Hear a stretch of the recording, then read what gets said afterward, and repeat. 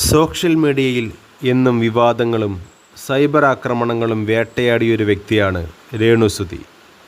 ഭർത്താവ് സുധിയുടെ വേർപാടിന് ശേഷം സ്വന്തം കാലിൽ നിൽക്കാൻ ശ്രമിച്ച പെൺകുട്ടി ഒടുവിൽ വിധി അർബുദത്തിൻ്റെ രൂപത്തിൽ വീണ്ടും തളർത്താൻ ശ്രമിക്കുമ്പോഴും രേണുവിനെ വെറുതെ വിടാൻ ചിലർക്കിപ്പോഴും മനസ്സില്ല.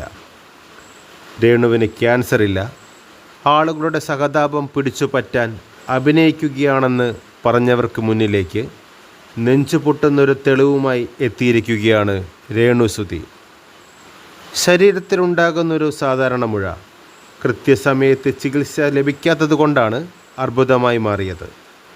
കീമോതെറാപ്പിയുടെ കടുപ്പമേറിയ ഘട്ടത്തിലൂടെയാണ് രേണു ഇപ്പോൾ കടന്നു പോകുന്നത്. ഈ സാഹചര്യത്തിലും പ്രചരിക്കുന്ന വ്യാജ വാർത്തകൾക്കെതിരെ തലയിൽ നിന്നും ലൈവായി മുടി കൊഴിഞ്ഞു പോകുന്നതിൻ്റെ കാഴ്ച കാട്ടിയാണ് രേണു പ്രതികരിച്ചത്.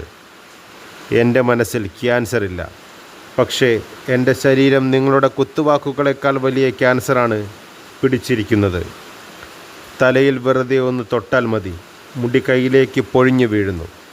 രേണുവിൻ്റെ ഈ വാക്കുകൾ കണ്ടുനിന്ന ഏവരുടെയും കണ്ണു നിറയിക്കുന്നതായിരുന്നു. മാരകമായ രോഗത്തോടും നെഗറ്റീവ് കമൻറ്റുകളോടും പോരാടുമ്പോഴും രേണുവിനെ തളർത്തിയത് വളർത്തുമകൻ കിച്ചുവിൽ നിന്നുണ്ടായ ചില അനുഭവങ്ങളാണ്. അസുഖബാധിതയായിരിക്കുമ്പോൾ കാണാൻ വരാതിരുന്ന കിച്ചുവിനെതിരെ രേണുവിൻ്റെ സുഹൃത്ത് കൂടിയായ ശാരിക രൂക്ഷമായി പ്രതികരിച്ചിരിക്കുന്നു. സുധി മരിച്ച സമയത്ത് രേണു കഷ്ടപ്പെട്ട ആൽബങ്ങളിൽ അഭിനയിച്ചും സബ്സ്ക്രിപ്ഷനിലൂടെയും ഉണ്ടാക്കിയ പണത്തിൽ നിന്ന് കിച്ചുവിന് ആയിരക്കണക്കിന് രൂപ അയച്ചു കൊടുത്തിട്ടുണ്ടെന്നും ശാരി വെളിപ്പെടുത്തുന്നു. ആ സാമ്പത്തിക സഹായമെല്ലാം വാങ്ങി അനുഭവിച്ചിട്ട് ഇപ്പോൾ രേണുവിനെ അധിക്ഷേപിക്കുന്ന കിച്ചുവിൻ്റെ നിലപാടിനെതിരെ സോഷ്യൽ മീഡിയയിലും വലിയ വിമർശനമാണ് ഉയരുന്നത്. അതേസമയം രേണുവിൻ്റെ ആരോഗ്യനില വളരെ ദയനീയമാണെന്നാണ് അടുത്തിടെ രേണുവിനെ സന്ദർശിച്ച ബിഗ് ബോസ് താരം അനുമോൾ പറയുന്നത്.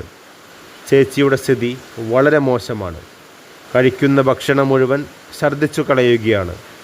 ഇപ്പോൾ കേവലം 34 കിലോ മാത്രമേയുള്ളൂ. ഫോണിലെ നെഗറ്റീവ് കമൻറ്റുകൾ കാണുന്നത് അവരെ മാനസികമായി തളർത്തുന്നുണ്ട്. അതുകൊണ്ട് സോഷ്യൽ മീഡിയയും ഫോണും ഉപയോഗിക്കരുതെന്ന് കർശനമായി ഡോക്ടർമാർ പറഞ്ഞിട്ടുണ്ട്, അനുമോൾ പറയുന്നു.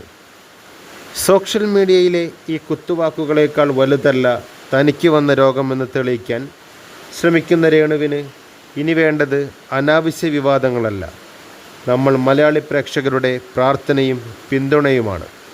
പഴയ സന്തോഷത്തോടെ പൂർണ്ണ ആരോഗ്യവതിയായി രേണു തിരികെ വരട്ടെ എന്ന് നമുക്കും പ്രാർത്ഥിക്കാം.